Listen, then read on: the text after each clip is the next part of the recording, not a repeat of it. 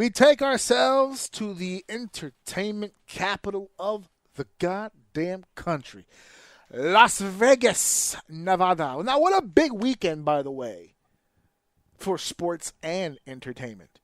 Of course, the AAA show Worlds Collide taking place Friday evening in Las Vegas, the night before the big Canelo Crawford fight that took place this past Saturday. Now, we're not going to talk about the fight, although I do have a bitch,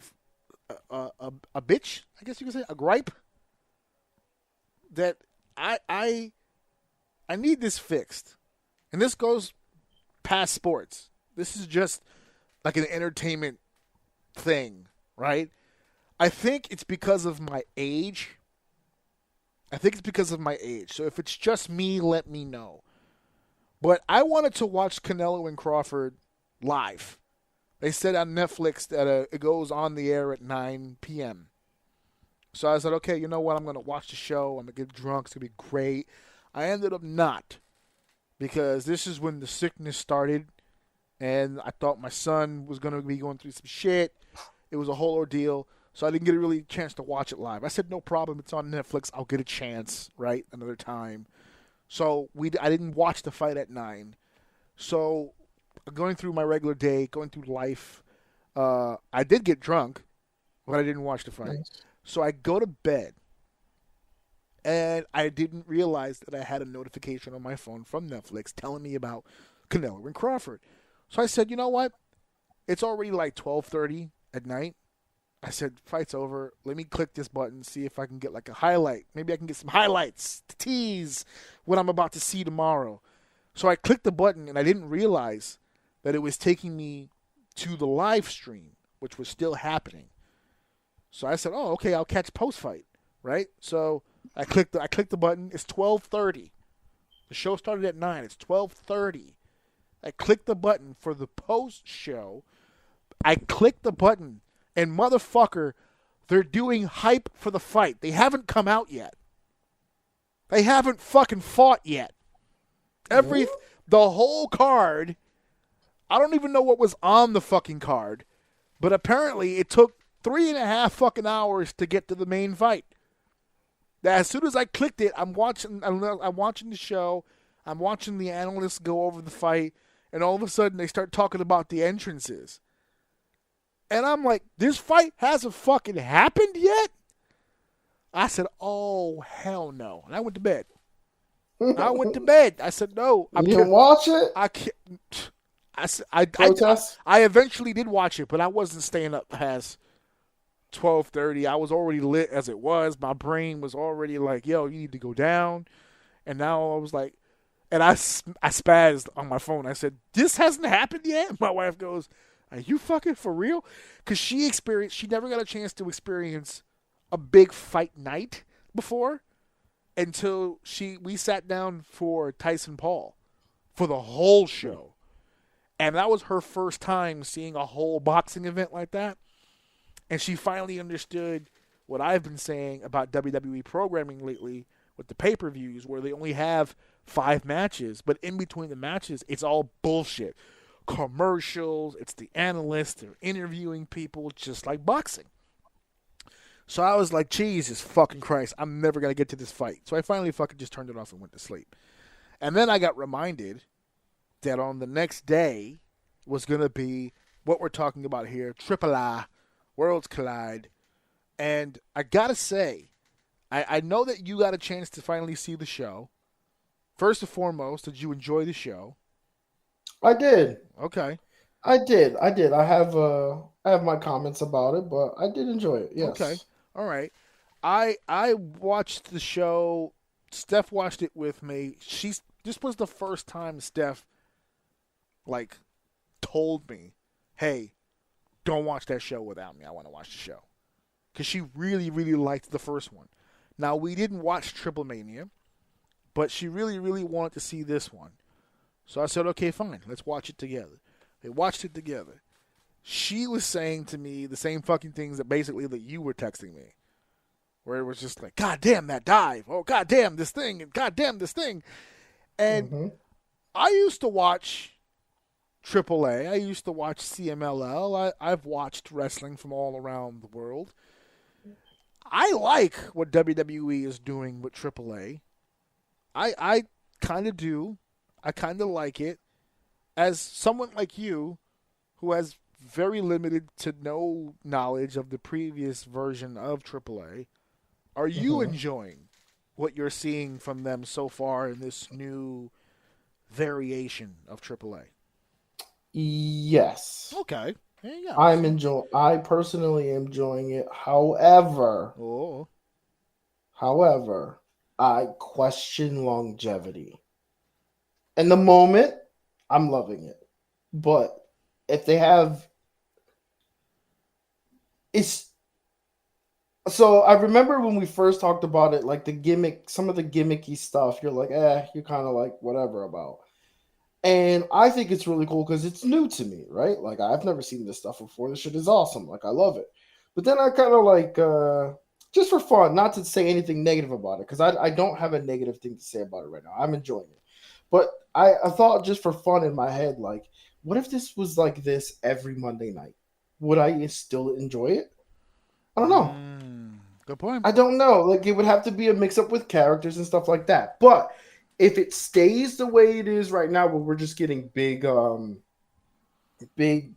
shows like this, and it's and I kind of want them to take away the mix. I know they're not going to, but I'd like to watch just AAA wrestlers wrestle each other, Right. not like mixed with WWE wrestler matches. I wouldn't even mind watch uh uh more cruiserweight, high flying WWE matches, even if it's those two, and then AAA having their matches. Like I would like to see that mix too. They don't have to always put them together for me. Yeah. But if it's going to be split like this, where we're going to get it like every month or every 2 months, I think it's sustainable. But if it would ever become something where it's like 2 times a month or something like that, I worry that like I get bored of the gimmicks. That's my only, like, I guess if I can be pessimistic about something, that'd be my only pessimistic thing, is the longevity of it.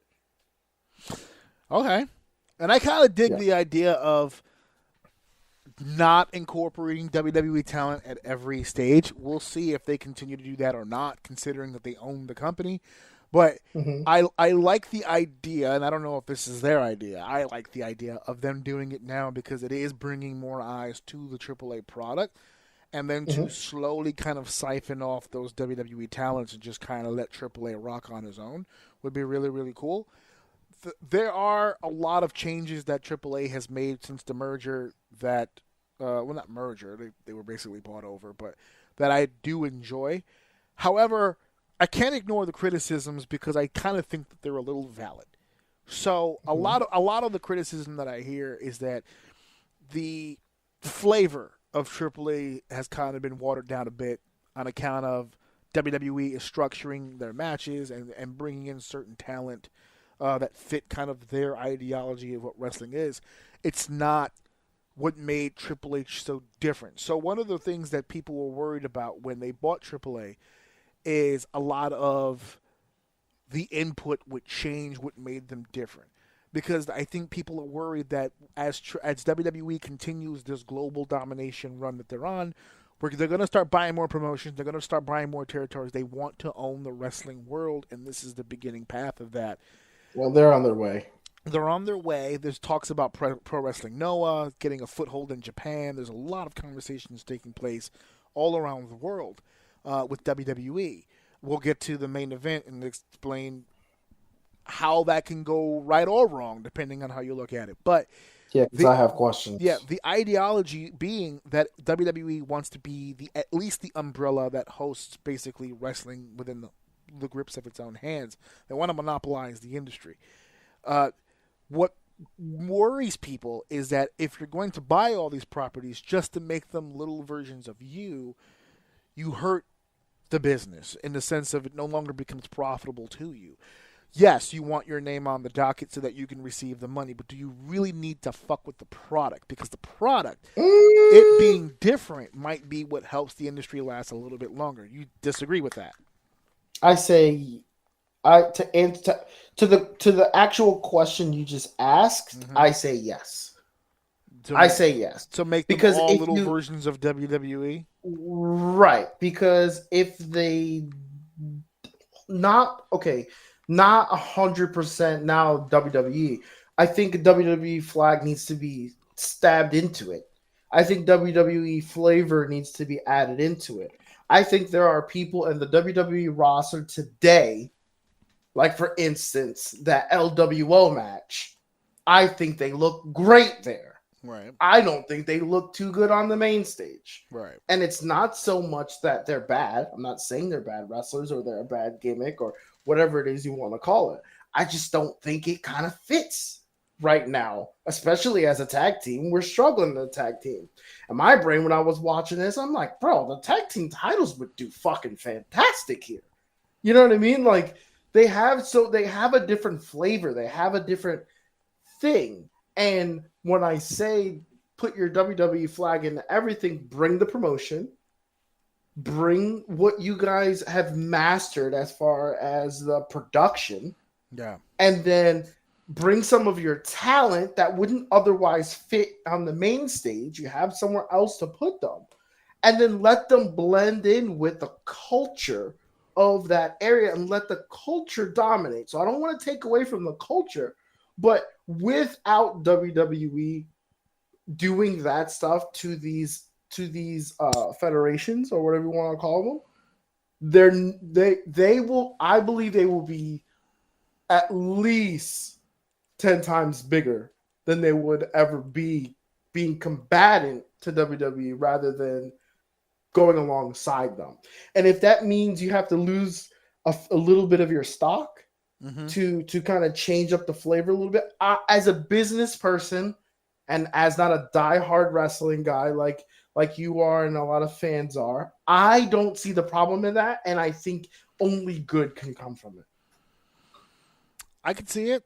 I don't think you're alone in that thought process at all, to be honest with you. I have, coming from the other side of things, like you said about people who take the wrestling thing just a little bit more seriously than the casual fan, they will also tell you that it's what they love about wrestling is the difference. Not everybody that branding, that style that you were just referring to, where you're like, oh, I think it changes everything and it makes it better. The changing everything, I think, for some people makes it worse. Because if you look at old school AAA footage, now, and this is aesthetically, but it's a game changer for a lot of people. AAA, before the purchase, was a six-sided ring. That's what they were competing in before. And the Azteca the Azteca Arena, the actual place where AAA ran a lot of his shows from, had a very aesthetic look to it. It's just different. It looks different.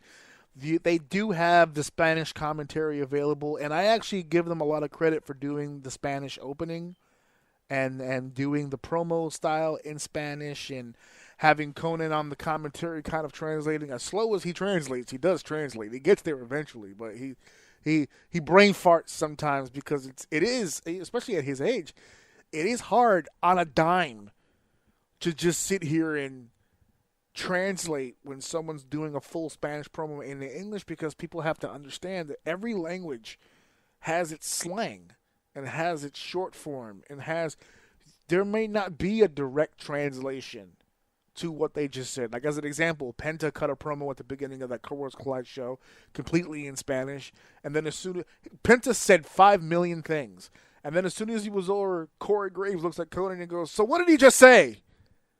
It's like, well, what the fuck do you want him to say? He can't summarize all that in the next 10 seconds. So he was just like you could see Conan fucking the pinwheel going, because he was trying to compress all of that shit into like 2 sentences. And he was just bro, what? Did you just want a summary on that shit? I can't even summarize it in English. You want me to do a translation and then summarize? That's why he was like, Penta just basically said, he was just trying to like fucking... Yeah, he tried so hard to answer that stupid-ass question. It was a stupid-ass question. You're putting him on the spot here, because he's just like... I could say if Conan was translating the whole way through.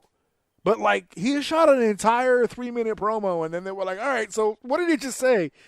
It's like, I mean, he kind of wants the title and so much of other shit. I was just like, yo, leave Grandpa alone, bro. Just fucking call the show. I do that shit to my wife sometimes too without even realizing. Like some shit will go off in Spanish. I'm like, well, what they say? She look at me like, oh fuck. Yeah, because they gotta hear it 3 or 4 times. My wife does the same thing. He basically called him an asshole. Yeah. I'm like, yo, he talked for like 15 minutes, bro. Word. He said, she's like, look, they be giving you the gist, okay? Son. Yeah, exactly. Trust me. So I know. Well, first of all, I know how Corey feels when he's so excited. He wants to know, and he asked that stupid ass question. And I know how he felt when he was like, bro, I can't fucking answer that question. Like there was so much that was just said. My wife's godmother, Mindy, she told me this one time and it blew my mind. I've thought about it ever since. She said, you have to understand something. Spanish people have a hard time understanding Spanish people. Because it's like, she goes, think about it in terms of English speaking. If you were talking to somebody who would talk like, like that, you know what the fuck they saying.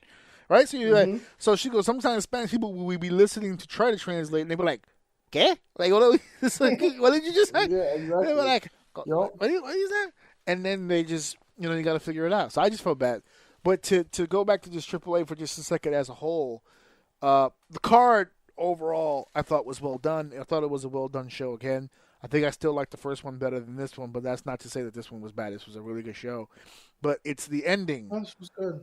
It's the ending that gets me. Shout out to Natalia. Hold on. Shout out to Natalia, by the way. She looked fucking good, man. She looked like she lost some LBs, man. Look, I ain't got no problem with Grandma Natty, okay? She looked great. And she looked like she's been dying to get on a card the way she was wrestling. Yeah, well, okay. I'll say this about Natalia, and I don't do this, okay? No. I don't want people to think that I'm throwing shade. I think she's a phenomenal wrestler. I think she's been a phenomenal wrestler for a very long time. I think she's been misused. I think she's been disrespected. I think that she's been treated like gum at the bottom of their shoe. But I think she's been treated that way because she's allowed them to do it. She's such a company person. She rubs me as the kind of person that just needs constant validation. Just please love me, or I don't know how to exist on this earth if I know that somebody fucking dislikes me. And it just rubs me the wrong way because she's had the skill and the ability. If she would have played her cards right from the beginning, she could have been a tremendous star for this company. And if you want to say that in the earlier years in the Diva era, that wasn't going to happen, I can get you. But it's because she was the wrestler in a Diva era. When the wrestlers came, she helped get those wrestlers over. It was feuds with Natalia that helped Charlotte, that helped Bayley, that helped all those people go up in skill and then eventually up to a higher level, and then they surpassed her. That should have never happened that way. She should have either went up with them or stayed above them in elevation when they got to the top. She became a Divas champion and then went down to the lower end and just fucking stayed there for forever. And I don't know why. I don't know why she didn't bust more balls. I don't know why she didn't push more of an issue. And if she did, and I don't know, and I'm speaking of school, I apologize. But on the outside looking in, it looks like she just did whatever they told her to do, and that was the end of it. And now she wants to come out here and cut these promos because that gimmick that she has, where she was talking about another thing, Natalia is the entertainer or whatever she said is like, the builder or gets people over or whatever. Natty destroys or whatever the fuck. All right, well, where was that at 10 years ago? I needed that a while ago. When there was a women's revolution taking place, where were you? Because you could have been at the forefront of that shit. So I don't know, but she looked great here, obviously. Because shout out to Natalia. Yeah, she looked great because when she puts her mind to it, she's dope. She just doesn't put her mind to it a lot. I don't And know what that she not is. only did she lose some lbs, but she kept herself top heavy. So good for her. Oh yeah, that's always good. Don't play with the don't play with the ladies. Leave them where they're at. Leave them be. Nah, she did good. She did good. I But like the show Natty. ended in tremendous form as a Mysterio has become the AAA Mega Champion, and it's Dirty Dom Dominik Mysterio. He defeats Vikingo to become the champion. He's the first Mysterio to do it. There have been many, and by many I mean two, and none of them have gotten that close ever. Now we have to have the conversation before we get to Dom, because I'm about to, I'm about to put Dom. I'm about to really put Dom over in a second. But Mhm. before we do, there was an individual I saw online who made a very good point about the AAA Mega Championship, in Mm. saying that Dom winning this is tremendous because it's a Mysterio, it's the world championship for that company. That's saying something and it means something. But is this on the same level as someone saying on the other channel, hey, this guy just won the Ring of Honor world title? Does it have kind of that same flavor where it's like, I mean, you have the belt. Did you really win the Ring of Honor world title? Because it's like, at this point, it's an AEW plaything. So now does the Mega Championship also be looked at and go, oh, he beat Vikingo for the Mega Championship, but did he really win the AAA World Title? Because I mean, he kind of won their belt, WWE's belt, right? It's like when you name ECW champions, you don't name Ezekiel Jackson or Christian or John Morrison. You name the Sandman, you name Taz, you name Raven. There's a difference there. There's the title and then there's that other title. This is new. It's just happened this year, but are we prepared to put the AAA Mega Championship into that category now of is it really the AAA Championship? I mean, you're probably asking the wrong person No, because no, no, no, no, no. I would say yes. You would say yes, it is basically. But right, it would be it would be winning the belt. But again, like what I don't have that argument you're making is an argument of nostalgia. So and it's not just I don't nostalgia, but know. obviously like prestige and like Lineage. history, lineage. Thank you. That's the Lineage. better word that I was looking Yes. for. This is A this lineage. doesn't even However, this doesn't need to be a wrestling conversation. okay, but Keep it however, business. Yeah, go ahead. I can see the argument. However, the person they put the belt on, you Okay. can argue lineage, right? Right, yeah. So I don't know. Like to me, it's the belt. But what do I know? I'm not a Triple A guy. I don't know fucking shit about Triple A. He Okay, won the so Triple A belt. how about we put it like this then, right? We'll leave the wrestling out of it, right?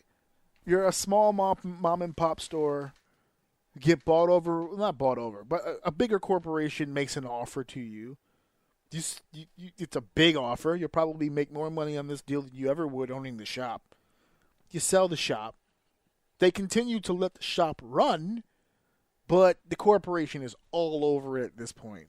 So now is it really the same store that it was before, or now is it just completely? It's a shell of what it used to be, or can I it can still argue it's be? better. You can argue But I that can it's argue better. it's better. Absolutely. Okay. 100%. But this is why I'm saying I think, and I'm not saying we're having an argument. What I'm saying is I'm the wrong person to have this argument with because this is a nostalgia lineage conversation. But if we're talking taking a step back and looking at AAA as a whole, you cannot tell me that there is not more people today watching AAA than there was before they purchased them. So if I'm a fan, I know people like to be edge lords and they like to they what do you call them when they like the non-popular thing? You only like something because it's not popular, and then when it becomes popular, you don't like it anymore. Well, I think this is that argument. So if you have that argument to say that, well, is it really the belt? You want to put a caveat on it. You want to put an asterisk on it, which I think is unfair. But I'm not from the AAA lineage. I don't know all about the wrestling. So if that's how you feel about it, I'm not going to tell you that you're wrong for feeling that way. All I'm saying is, if I love something, I want it to get a bigger spotlight so that other people can enjoy it. I would have never watched AAA, but now that shit's in front of me, I think that shit is fire. Yeah. I think it's fucking awesome. Give this shit to me once a month. And that way you can still watch yours in the cut and bring it to me once a month, put your best show on it, and let's have some fucking fun. And I think that's where you lose the wrestling fan. Because I think 99% of the wrestling fans will tell you that as soon as they like it, they don't want the rest of the world to like it. This is my thing. I want this to just be for me. Yeah, that's fucking Only stupid. me. I don't want anybody else to enjoy this. This is just me. It's Tommy Boy with I get it. It's Tommy Boy with the bread. It's like that I pet it and then I love it. And then But I feel like that's AEW fans. That's all wrestling fans. I hear it from all walks of fucking life. And that's how I put into perspective AEW fans versus WWE fans, because they both feel the same way, and they point to the other one saying, well, he's trying to take my thing away from me, right? WWE fans look at AEW and go, oh, disrespectful. That place is garbage. You'll never live up to what we've accomplished. And then AEW goes, ugh, fucking snobs. WWE think they're so cool. We're so much better than they are. Yeah, we're so much better. Yeah. We would never hold people into their contracts. That's right. We don't hold people down. We don't disrespect them. Yeah, bullshit. We're so much better than WWE. We're wrestler first. Yeah, wrestlers first, baby. It's a fucking circle. I'm living in a world of hypocrisy all the way around. Anyway, yes, so Dominik Mysterio has become the AAA Mega Championship. Congratulations to him. He's a double champion. He also holds the Intercontinental Championship. Dave, we were saying during the pandemic, is anything there?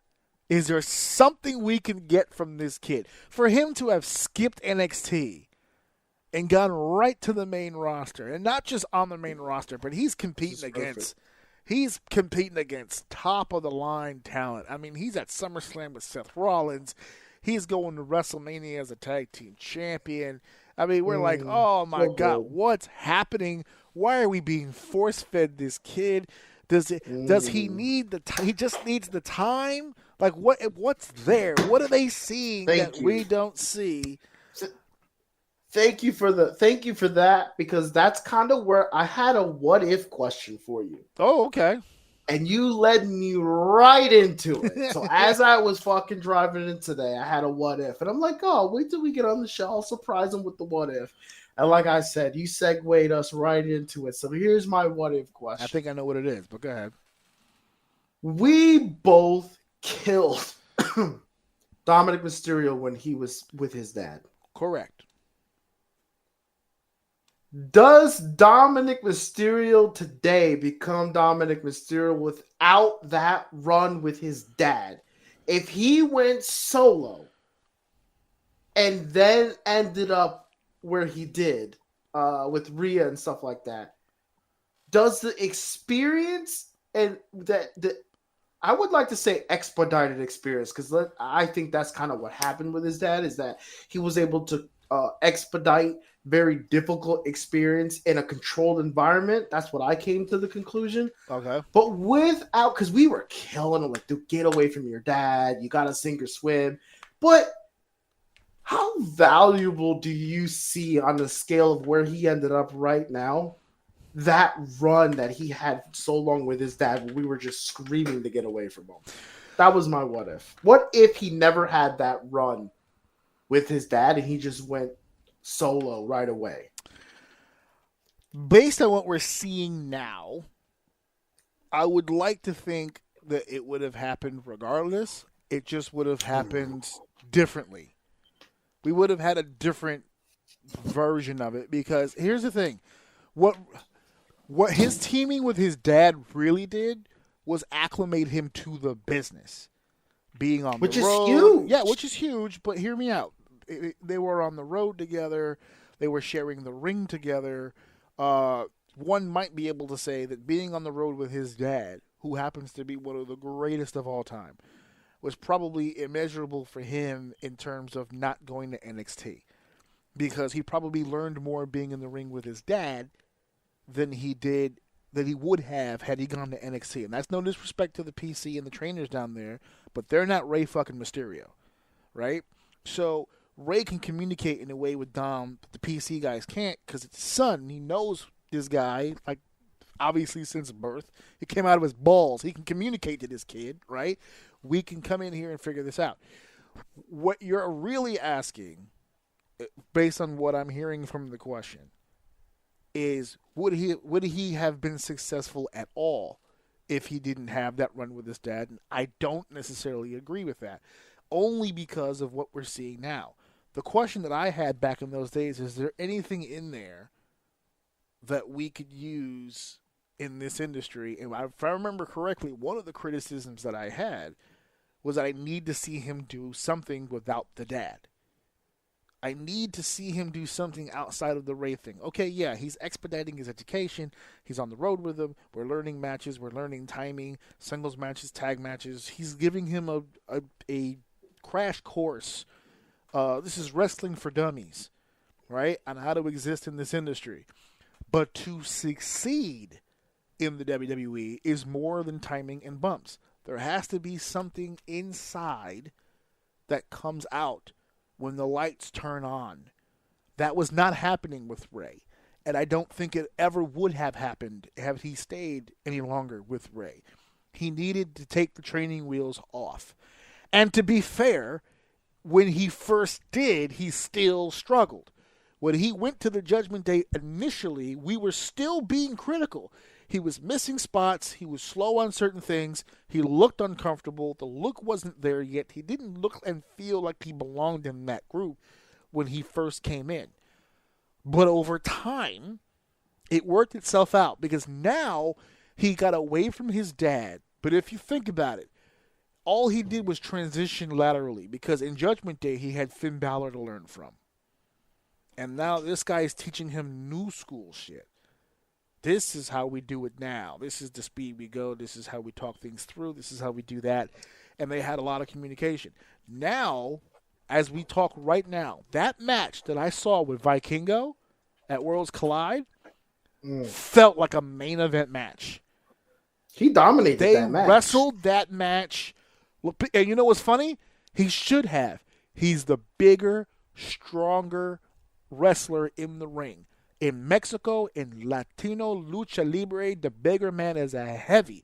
He is to provide stability in that match. The smaller, more agile champion needs to be bouncing off this guy. And even still, he sold for him. You saw that weird little bow and arrow thing he was doing with Dom and all they lifted him up, showcasing some of that power that Vikingo has. He still sold for him. He didn't wrestle like a giant, but he wrestled strong enough to where that match was pulled off. Dom looked strong in that match, and that's important because a lot of people... Strong, he looked like the more experienced one. Well, you know what? In that setting, he was, because that's a WWE-style match. They didn't let Vikingo do a whole lot of high-flying in that match, and there was a reason for that. They wanted to see what Vikingo could do outside of the flips. And if he couldn't do it with Dom, then, I mean, very few people, right? Because if Dom is good for anything, it's the basics. It's the basics. He has the basics mastered. Dominik Mysterio is not going to go out there and do a bunch of wild shit. The most dangerous shit he does is a 619. And to be honest, it's not a very good 619 because he's heavy as fuck. He is a big boy to be sitting there doing 619s. But it's an homage to the dad. He's not going to drop a dime. He doesn't have that ability. That's he may be a Mysterio, but he's no Rey Mysterio. That athleticism is once in a lifetime. That's not a thing. But he's special in his own way. You know, a lot of people look at Rey Mysterio, his father, Rey Mysterio Jr., and they look at that athleticism and they go, man, what a great athlete. People sleep on the psychology of Rey Mysterio Sr. the original Rey Mysterio. He was a star for a reason. The boy was good too. It's something in those fucking genes, and they just fucking get it when they get in that ring. And he's fucking got it. I'm going to be surprised to see what they do with Vikingo moving forward. Now, considering that Dom's going to be working both WWE shows and AAA shows, considering he's the champion. So I'm curious where this goes next, but in my opinion, I think AAA is on fire right now. I think AAA is doing really, really. I'm watching more AAA now than I did before. I could never. And really you're a wrestling guy. I know, but I was also not a tremendous fan of Lucha Libre to begin with.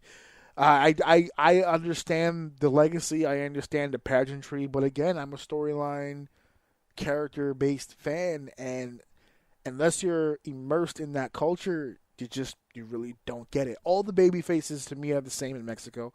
All the heels, the rudos, the technicals and the rudos are all the same to me. All the technicals, the good guys, it's Viva la Mexico, La Familia. It's all the same character. They just take turns with it. And then the heels are all the same. All the rudos are all the same. They don't even say fuck Mexico because that would be too far. They say fuck the technicals. To hell with the technicals. We break the rules here. We cheat. We scheme and all that other stuff. It's like it was like Saturday morning cartoon type shit. And I just never really got into it. But this blend here works for me.